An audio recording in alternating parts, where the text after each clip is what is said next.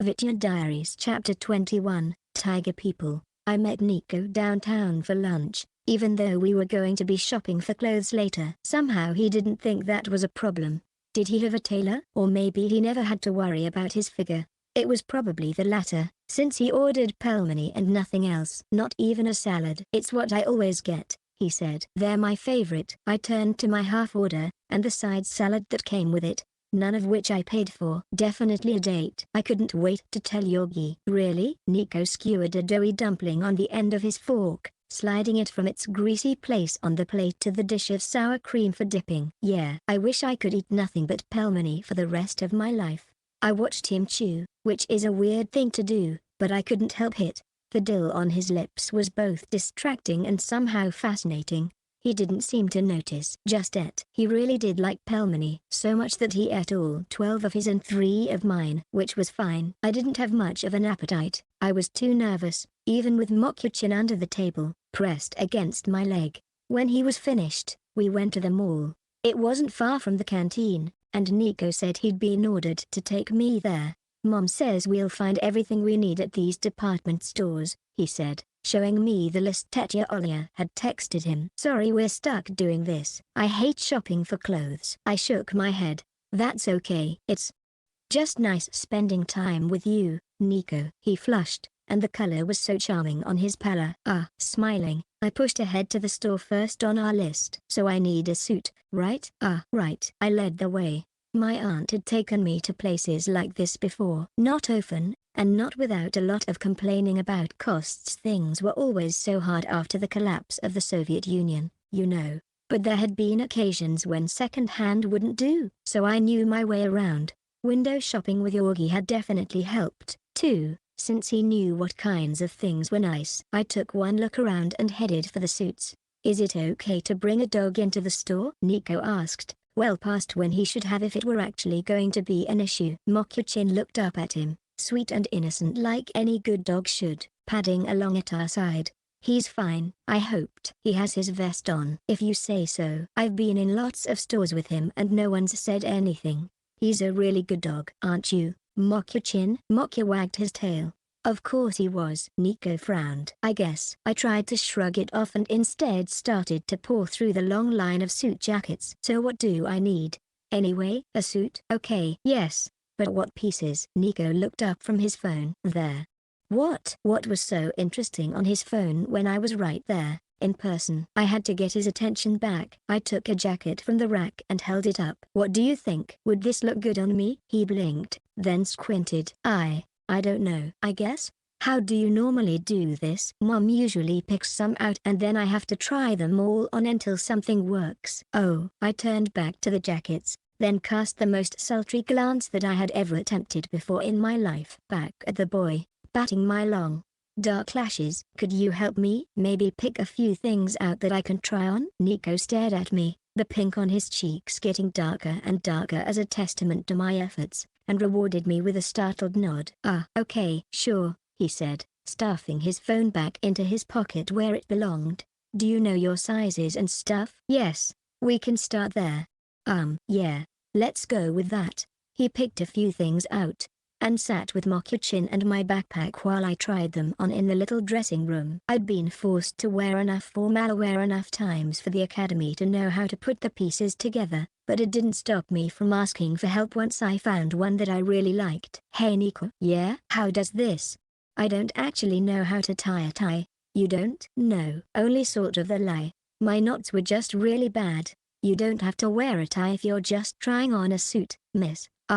Vitya. I frowned and opened the door just enough to pout at him, but I want the full effect. Sighing, he got up. Okay, come out. I can't. You have to come in here. I stepped back to make room. Don't peek, huh? I tugged on his wrist and pulled him into the dressing room, which definitely wasn't big enough for 2 adults, but comfortably fit the 2 of us just fine. At least, I thought so. I smiled up at him and handed him the ends of the tie around my neck. Here. Nico rubbed the ends in his fingertips. I don't think you're supposed to dot with ties. I mean, we're supposed to buy it first. Oh really?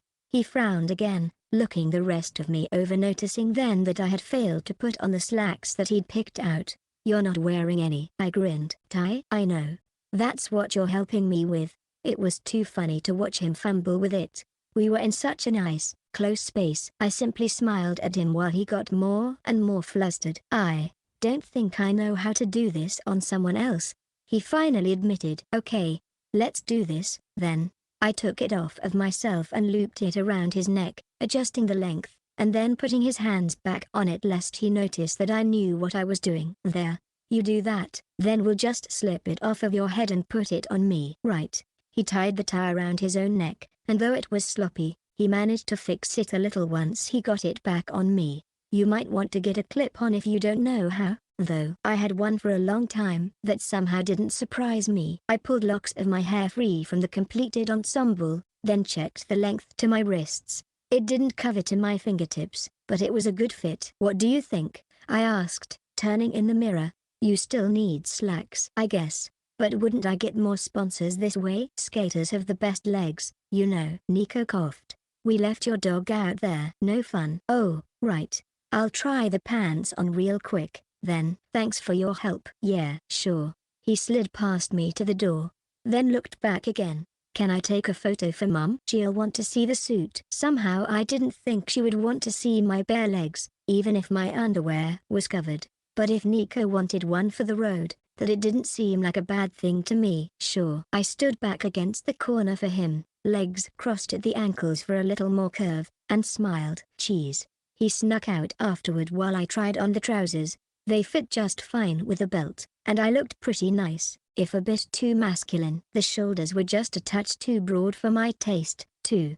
But maybe it was more of a power move. I took a photo for myself, then changed back into my street clothes. It was fun while it had lasted. Mokuchin jumped to his feet when he saw me, tail wagging hard, and Nico abandoned his phone at once. What do you want to try on next? He asked. I think this suit will work. I gestured to the clothes draped over my arm. I'd left the rest abandoned in the dressing room. Don't worry, Mum didn't give me a limit on spending.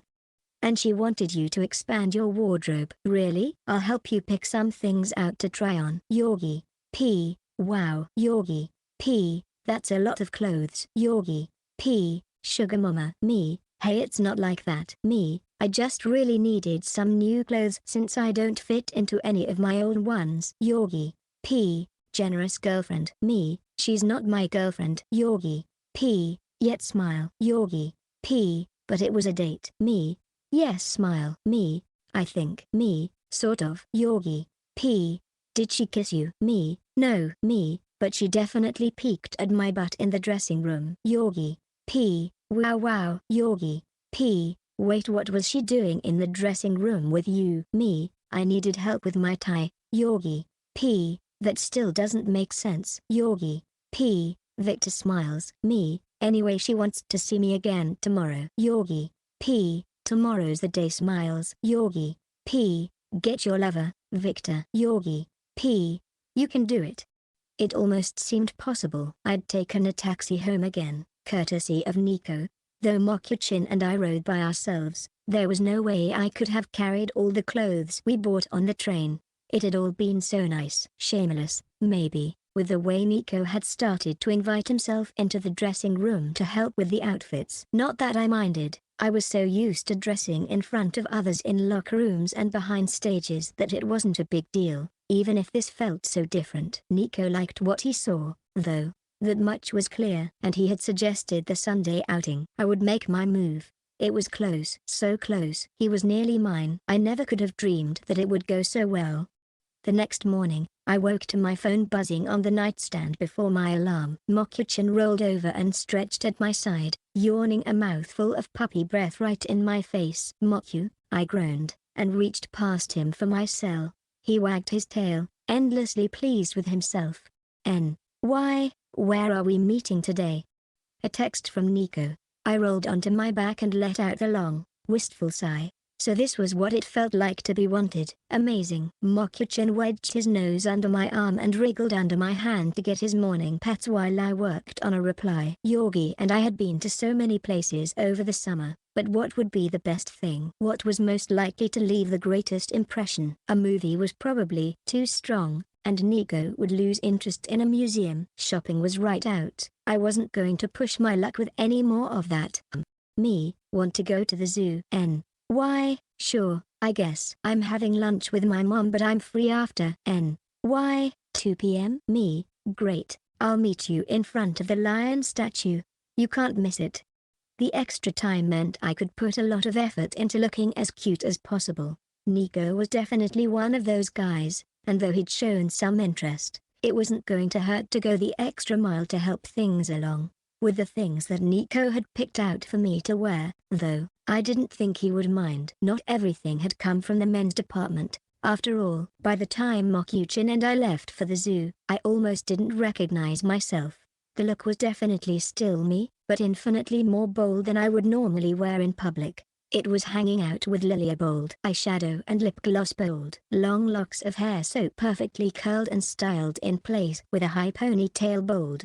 I was practically begging to get my ass kicked, but I really wanted a boyfriend. My aunt simply stared as we trotted out the door with my bag unapologetically slung over one shoulder, sassy and confident. Nico was late, but only by a few minutes. I waited by the lion, Mokyuchin at my ankles, and tried to think feminine thoughts. Which was hard, since I didn't even know how to think masculine thoughts most of the time and I was supposed to be a boy. So I examined my nails, which were looking a lot better since Lilia had yelled at me. Vitya? I glanced up as Mokyuchin began to politely wag his tail at our companion, and flashed a coy smile. Oh, Nico. Hey, you can call me Miska, you know.